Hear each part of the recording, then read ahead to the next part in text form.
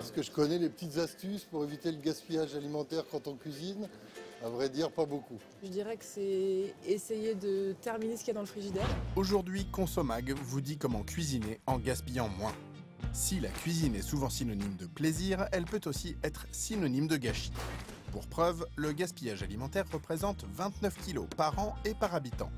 Sans parler du coût estimé en France entre 12 et 20 milliards, soit 159 € par personne. Des chiffres qui ne cessent d'augmenter, sans doute à cause de nos pratiques qui ont beaucoup évolué en quelques décennies. Moins de temps pour cuisiner, une offre pléthorique de plats préparés ou encore des produits du monde entier consommables en toute saison. Bref, les choix sont nombreux et les tentations aussi. Résultat, nous pouvons avoir tendance à parfois trop acheter. Et par conséquent, à gaspiller aussi de la nourriture et de l'argent. Pour éviter ça, plusieurs solutions existent. Pour commencer, un réflexe simple à adopter.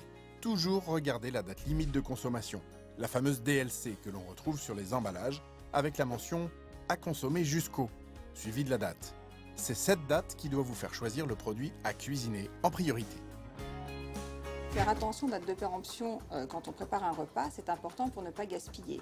Par exemple, les produits qui vont se périmer rapidement sont à manger en priorité, comme les yaourts. Si vous avez le choix entre plusieurs yaourts dont certains se périment rapidement, mangez-les en priorité pour éviter de les perdre. Un autre critère important, ce sont les quantités préparées.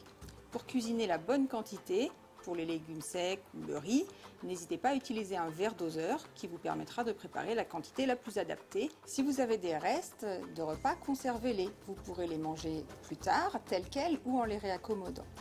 Pour avoir des idées de recettes, vous pouvez utiliser Internet. Sur certains sites, vous rentrez vos aliments disponibles dans le frigo, vos restes, et on vous propose des recettes.